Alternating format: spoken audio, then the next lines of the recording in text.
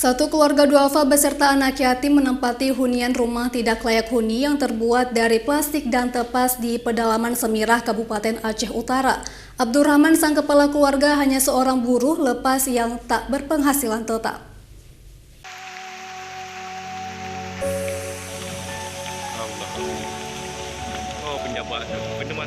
Sungguh miris kehidupan satu keluarga kaum duafa yang menjalani kehidupannya di bawah garis kemiskinan di daerah penghasil sumber daya alam, gas alam, petrodolar di Aceh.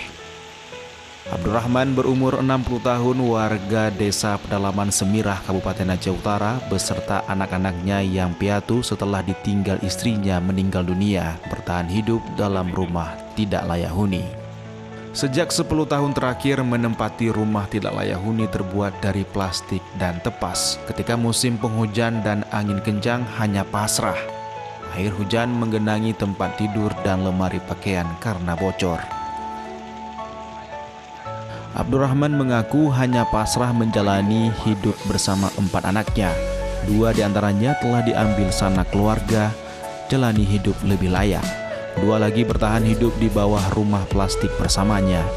Berbagai surat permohonan telah diajukan ke pihak pemerintah dan telah diterjunkan melihat kondisi rumah, namun tidak ada yang membantu kehidupannya. Berapa lama tinggal di sini, Pak? Berapa lama?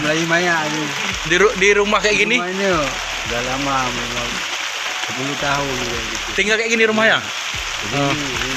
5 kali. 5 kali pindah-pindah kayak gini? Ya. Pakai terpal plastik gini? Kenapa nggak bisa bangun, Pak? Nggak bisa, nggak ada duit. Ini tanah siapa ini? Di tanah sendiri. Tanah sendiri? Ya. Udah diberitahu kepada pemerintah kalau tempat tinggal nggak ada? Nggak ada. Kenapa nggak ada, Pak? Tapi hanya ini. Oh, diambil data ada. Ada. Jadi kalau malam ini basah? Basah. Berapa? Sayuti, keluarga Abdurrahman, menjelaskan sangat mengharapkan bantuan pihak dermawan atau pemerintah meringankan beban hidup keluarga Abdurrahman dengan segala keterbatasan bertahan di bawah rumah plastik.